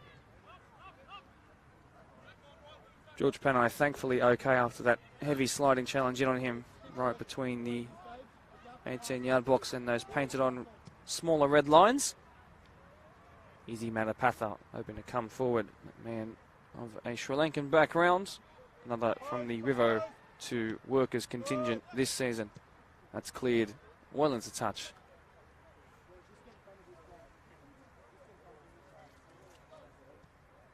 So look at the live ladder once again. This will be the game that puts them, and by them I mean Quakers, back on 12 games like most of the rest of the competition. Of course, they have that catch-up on Wednesday against Rivo. And even if they were to just keep it like this, and of course Doonside have a bye this week, they would actually go 1 point behind them. They'd go on to 25 to Doonside's 26. Of course, Doonside will still have a game in hand on them, though. So, again, all in the hands of the juniors. Call for a switch. It looks as if Marchant's going to find Matt Gabriel for the first time in the Premier League game. He goes for a cross. It's going to find that man Salinas. Now, no, it didn't. It's evaded him. Surgeon to Panay. In a similar position to where he was taken out before. Darting inside 1 and 2, and then the deflection between the legs causes a clearance. A reminder of the scoreline. It's 4-0 in favour of the home side. Quakers juniors ran riot in the first half. A goal right at the start of the proceedings, and then a goal right between the sort of 10 and 20 minute mark. My memory is fading, and then 2 right at the end, 2 set pieces that were wonderfully taken by the captain, Koi. And Salinas might have found his first goal of the day. Instead, it might find Panay's 5th goal contribution, not to be this time. They're not allowed to score unless Panay has a direct or indirect hand in it. Chris Wicks is sent over the top. This is where he's dangerous. Can he be stronger? The 20-year-old has found that the power of 31-year-old Ryan Marchant, who is back to his best after some injury concerns in the middle of the season, is too much to handle. Pelazon comes forward himself. Will that evade the touchline? No, Tim Moss can't keep it in.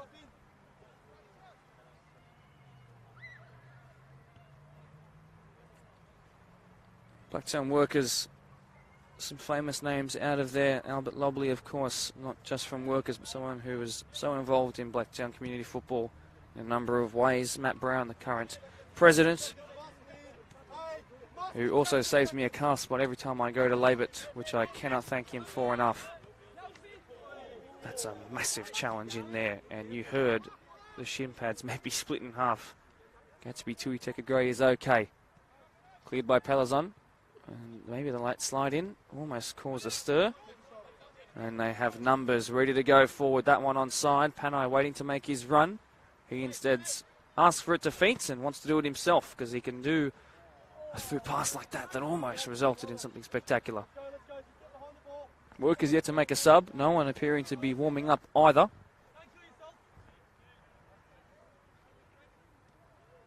Chris Gaffer as well of Workers. Famous name out of there. One of their longest serving players, many decades.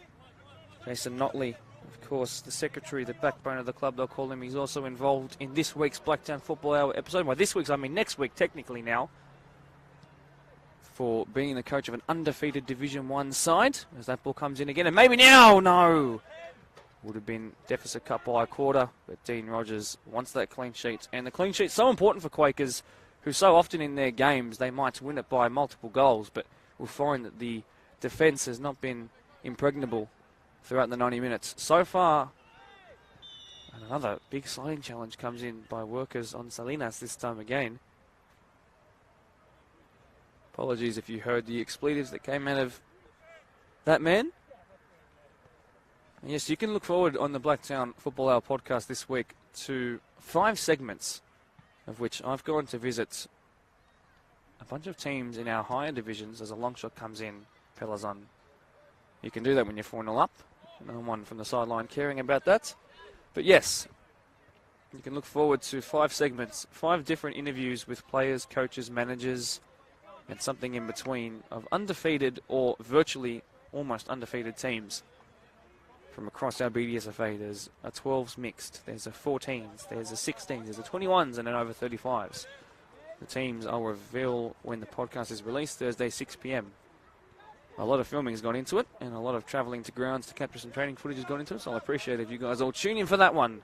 We'll give the Premier League a bit of a break for just 1 week. Chris Wicks, this is where he's most dangerous. He's not had many chances in this game. What can he do here? Wants to turn provider. Instead, found Soul Surgeon, who's come to left back for the time being. Kilpreshanen. Mabry, and whips it in, but no one's there. Although, perhaps the recovery by Blake Graham, and could this be where they catch them sleeping? Wicks was free at the back stick, and the strike took a deflection, and it's gone out, and Dean Rogers hilariously cleared that. Even more so made it a corner. He will be hoping absolutely for a clean sheet today. They are almost there. The belief has almost been sucked out of Blacktown Workers today, but it's not gone yet. They've played far better in the second half. They've tightened up defensively. And it comes by McDougall, who's no stranger to getting assists in match of the round games. McDougall, second bite of the cherry, it comes in, and now maybe compression, and not like a goal scorer flicked on and then cleared. Marchant, one centre-back struck it, one centre-back cleared it.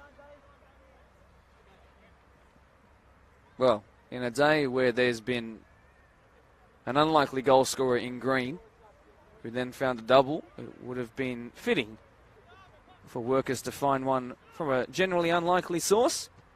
Not to be this time though, but they are pressing a whole lot better. A bit of football typical of youth leagues, constantly punching possession back to each other there in the middle of the park. Finally it's spread out and a bit of technical ability is shown. Free kick given as well.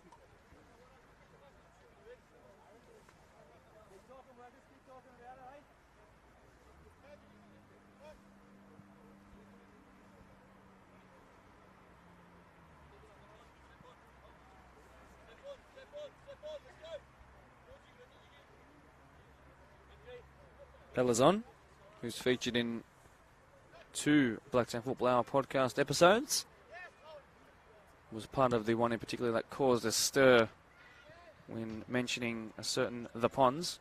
Matt Gabriel says hello to the fence behind the goal.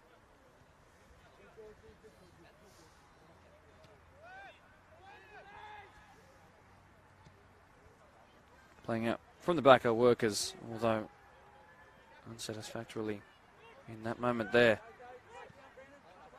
Soul Surgeons come up and central. Inverted run by him. Panay and Surgeon there too. Surgeon really the oppressor. Panay picked up the loose ball. Surgeon says, you do the hard work. I'm going to make a run towards goal. Panay still going. I wonder if Valencia have a buyback clause.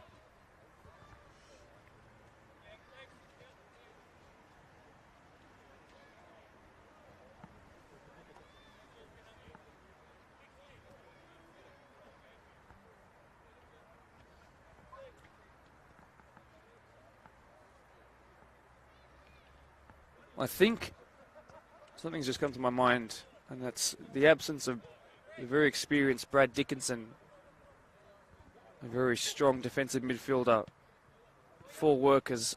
I feel like that spot's been occupied not by a white shirt, that sort of space in front of the centre-backs. It's been occupied by George Panay, and he was able to find so much space. Had he have been in the side, perhaps this is a bit of a different game. Perhaps. Well, it's too late to question that now. Timbos will receive a yellow card for that. Cynical foul, knew what he was doing. Effective though.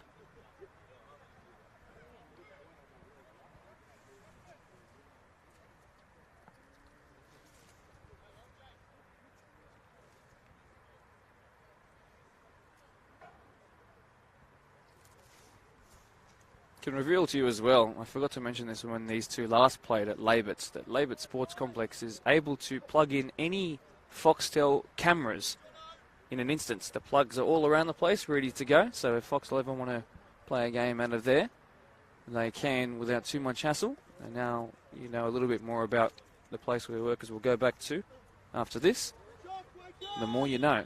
You can never have too much knowledge. In it comes. That's a better looking ball. But again, those safe hands all day. Dean Rogers. They might have been destroyed 7-0 by Sydney United in the Australia Cup, but they had 300-odd people turn out on a Thursday night to Valentine Sports Park as they faced the NPL 1 club sitting just below mid-table, but at the time they were right in the mix of things. Great interplay there, maybe a little bit too much oomph behind it to find Luca Gallo, who wants something on his end. On the score sheet today, Salinas tries it, will instead find the canteen.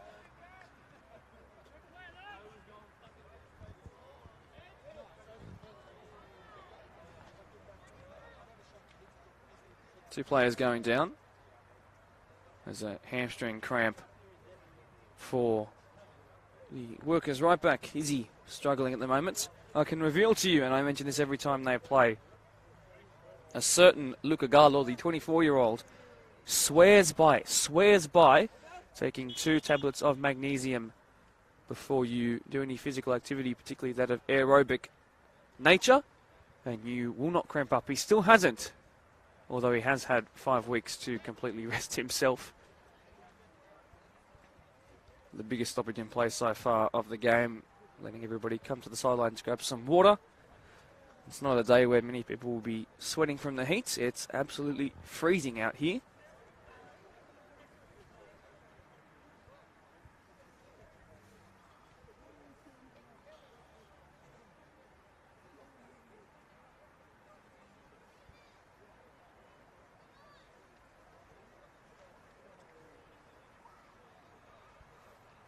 A reminder, next week you'll see the side who have had a blinder of first half as a substitution is being called for Izzy Malapatha.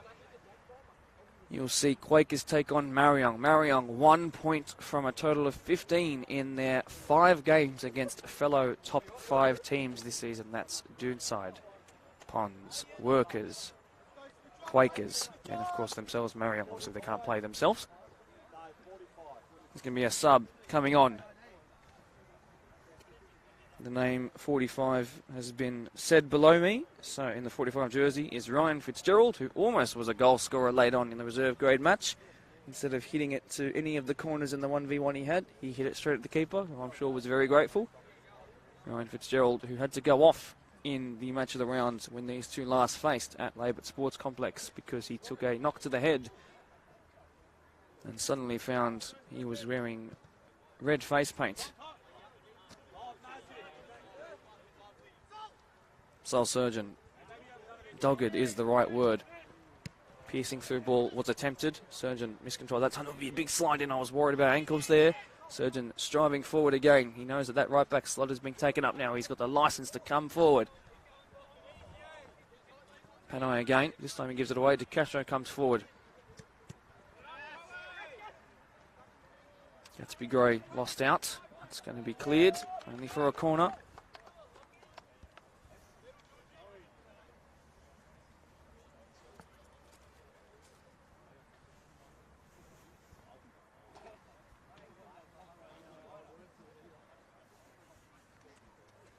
The final 15 minutes of the game. We're into that part now. The result, bar not even a minor miracle, a major miracle now. Assured, a Quakers 3 points staying here at home as Marchant. A towering header, an imposing one too, but only finding the netting behind the goal.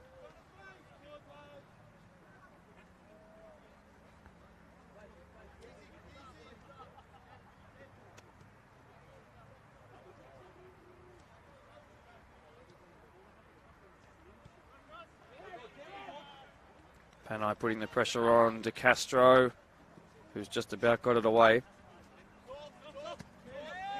Well done, Soul Surgeon. Although Marchant is being tested and twisted and turned.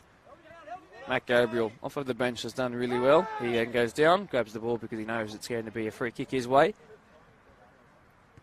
Might be some calls for some subs if you're in a Quakers jersey, there are some players struggling a little bit with the intensity, and we talked about that on the Blacktown Football Hour podcast.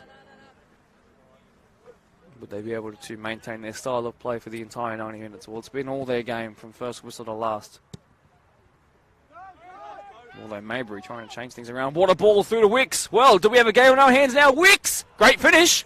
It's a great finish, Chris Wicks. Make it 10 goals, 6 assists this season. He's going to ask for the ball to be ran back to the halfway line. Is there enough time? Surely not. But take nothing away from that sloppy defensive work, and Quakers will be mega annoyed at that. I know Jules Bourne-Buck. I can see him below me to my right. A wry smile, but not one that he will look back on fondly. A mismatch at the back. And they found themselves outnumbered all of a sudden. They freaked out when they had to pass it away, and Maybury did well. He again turns provider in the match of the round. And Chris Wicks, who was provider last time via a penalty assist, goal scorer, a little dink over the keeper. Really wonderfully well done. Well, deficit cut by a quarter.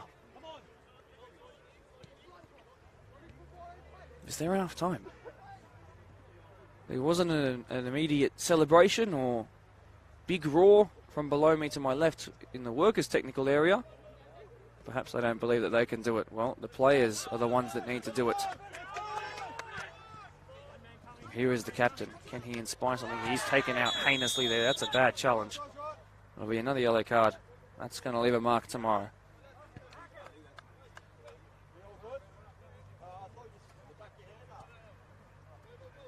Well, that's slowed momentum down. That's exactly what you need to do if you're not already on a yellow card.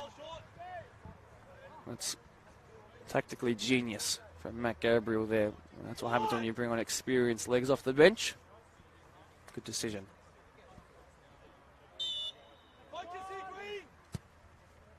Good ball, Danny McDougall. Flicked on, and then, oh, it was lurking at the back post. It was Lachlan Precious. It did take a flick on, though. Perhaps that's why it deviated off its original course. He's going to go and take this corner straight away. Everyone bar George Panay back. Everyone up by Ryan Fitzgerald and Ian De Castro up for Workers. If they get a goal here, might just lead to something though. Compressionen was there. Cleared. Fitzgerald's going to think about the spectacular Fitzgerald. No. Well, it wasn't bad. It wasn't bad. Well, they're going to go down with a fight, which is better than without one. If they are to find another goal, it'd be pretty special, I'd say. George Panay will be making his way from the pitch, as will Justin Timbos. Coming on, number 29, his name was a late change. It's on my phone. I'll get it up for you guys. That's Nicholas Clancy. George Panay, a stunning performance today, involved in every goal his team scored. He opened the scoring and then provided 3 for the rest of his team. So instead of coming off, Justin Timbos has come to right wing. He was a converted wing and a fullback. Well, now he's getting a stab on the opposite part of the pitch from left back to right flank. Nick Clancy into the left back spot for the remainder of the game, about 12 minutes or so. Precious there. Compressionen there too now. Can they pass it out through this press? They opt to go a little long. Clancy's first touch of the game isn't ideal, but Dean Rogers has been adept to everything that's come towards him the entire 80 minutes we've played so far. Really admirable performance by a man who's not otherwise been challenged too much, but everything he has done, he's done perfectly well.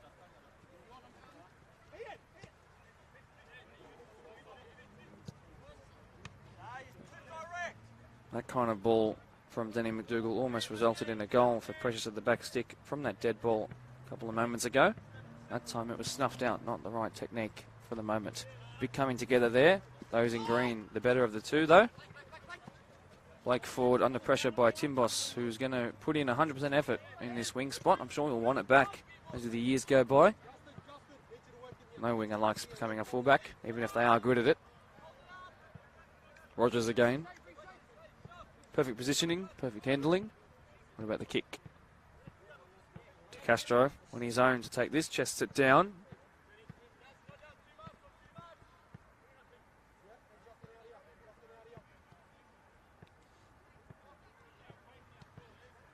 Triangles. Watch and learn, triangles. That's how you pass the ball. Make a triangle, you can get past one or two players without much of breaking a sweat. Coy, who's got 2 goals to his name, I remind you. He then tries to turn provider this time. Good pressure and then clears. Big tackle in there, another free kick warranted. No yellow card this time, which is good.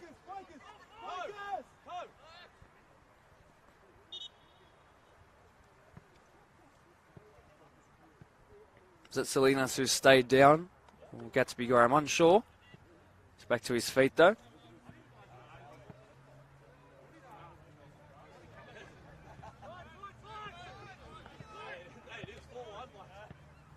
Turn. Well done by Ford. McDougall. Precious. Now wide. It's Gerald. Chris Wicks, the goal scorer, the sole goal scorer for Workers, into the box now, squares across the face, and that almost was a replica of what we saw in the match of the round against Marion. Although it wasn't Maybury providing it this time, it was the same man at the back stick.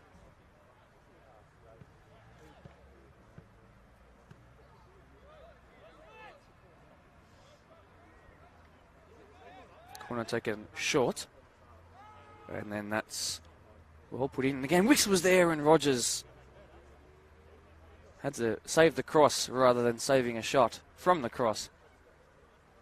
Couldn't tell how close Wicks was to that there. I thought he could have got something on it. He didn't though. That's definitely a handball there. Not going to be called. Tim Boss is then forced to the ground. Good challenge.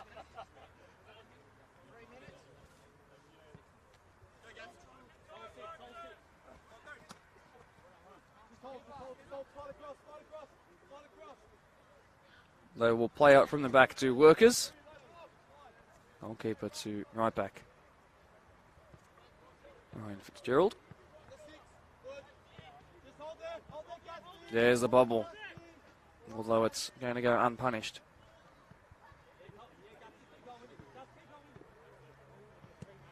Long ball again attempted. Wicks gets on the end of it. Gets Clancy off of the bench. Wicks has done really well into a dangerous area. Flicked on. Perhaps 4-2. This could be what a save. Not by a keeper, but by a desperate defender by the name of Matthew Gabriel.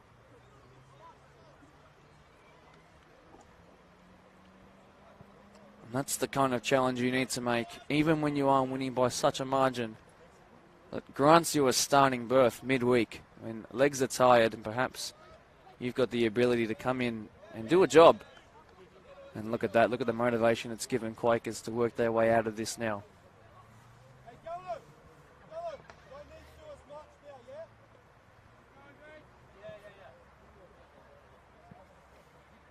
Final 5 minutes of the game. Can't imagine there'll be too much added on.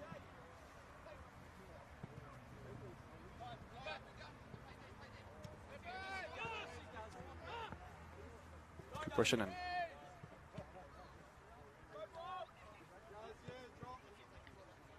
Ian De Castro. Well, one back in the middle of the park by Salinas.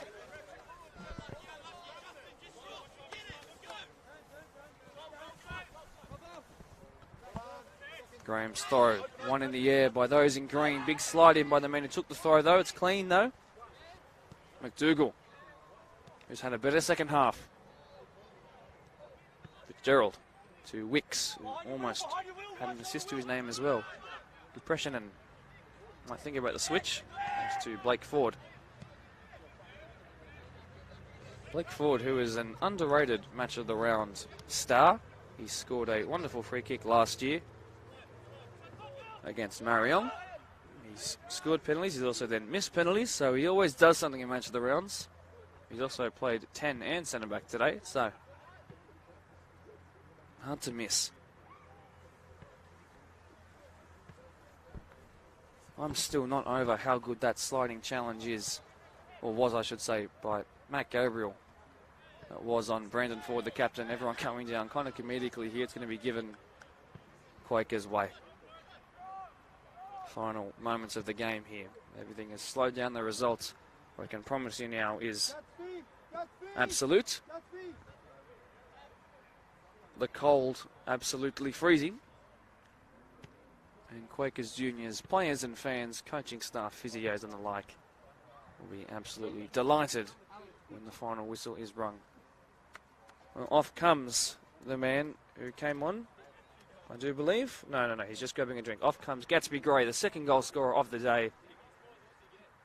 Taking his time, but he has been involved in a couple of big coming-togethers, although his physicality has gone not unnoticed, I can promise.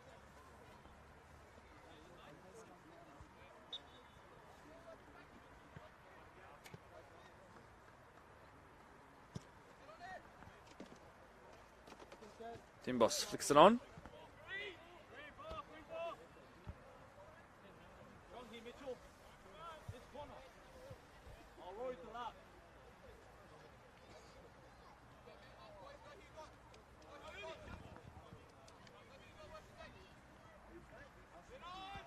Throw in, just outside of the 18-yard box. Now the counter-attack led by Ian DeCastro, of all people. Wide it goes to Maybury. And now whipped in, and it's cleared. It's well done by Quakers.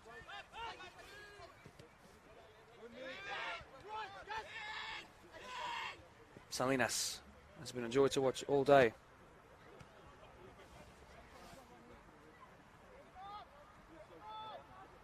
Confirmation, the number 2, Mitch Tritton, has come on.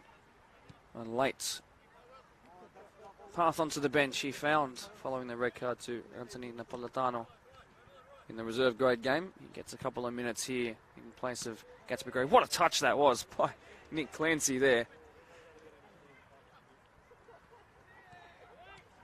Here he is. It's Tritton here.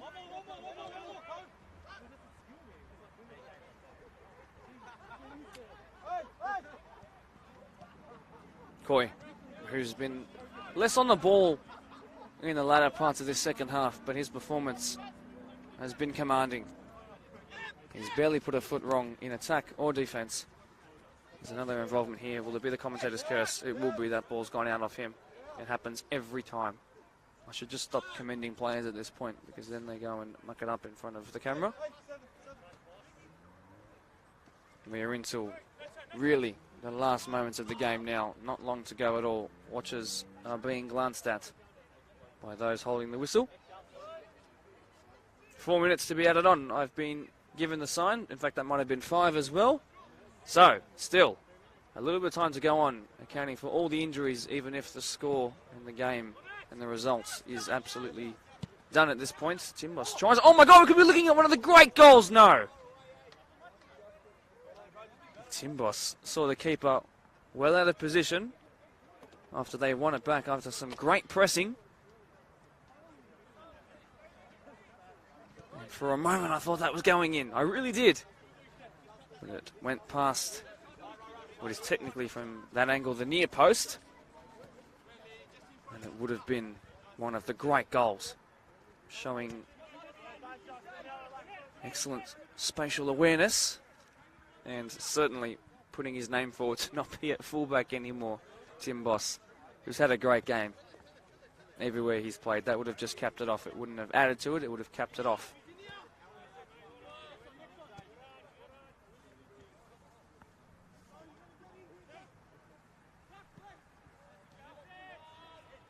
Thank you to Jason McManus, by the way, the referee, for indicating to us how much time was left. I feel very well looked after. Wide that goes. Here is Nick Clancy in the 29 jersey. Tries to find Garlo. Touch didn't happen the right way this time. That's unlike Garlo. The magnesium man himself. Didn't quite find Timbos, did Pelazon.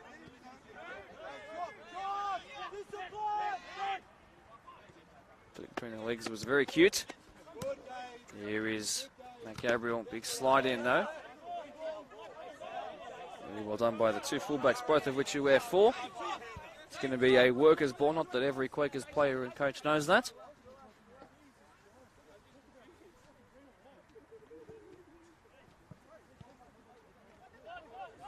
Impressionen. Fitzgerald, who luckily hasn't taken any knocks today. Touch wood.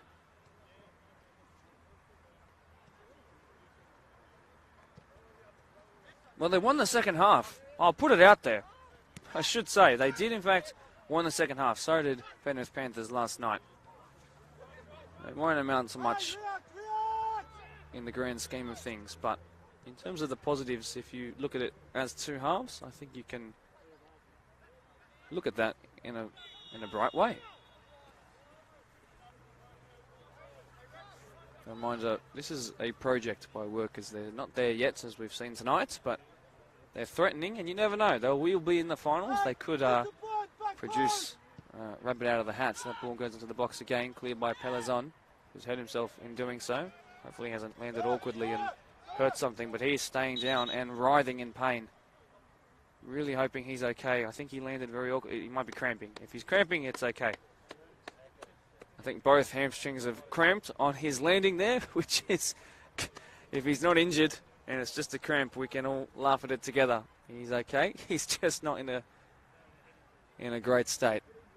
They are not kind cramps, I can promise you.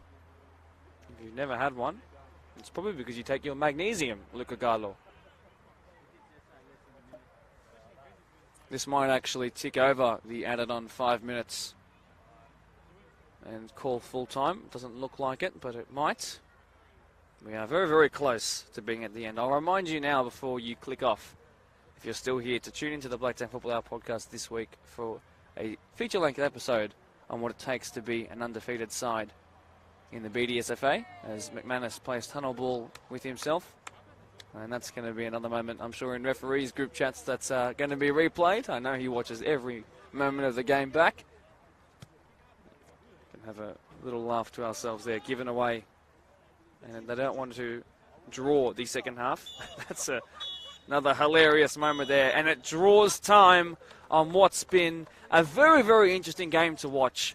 It was 4-0 within the first 42 minutes of the game, thanks to some George Panay brilliance, some Gatsby Tuiteka Gray instinctive finishing, and a rare but very welcome Ashley Coy brace. Chris Wicks got in the end of Blake Manbury's pass in the second half to dink it over the keeper and actually win the second half, but in the end it's back to the drawing board at Labert for Workers, who have a lot to work out after this defence-wise. They are all going to be featuring in the finals, and I encourage you to stick around and watch the rest of the match of the rounds as we see who finishes first, second, third, fourth, and in that final fifth spot.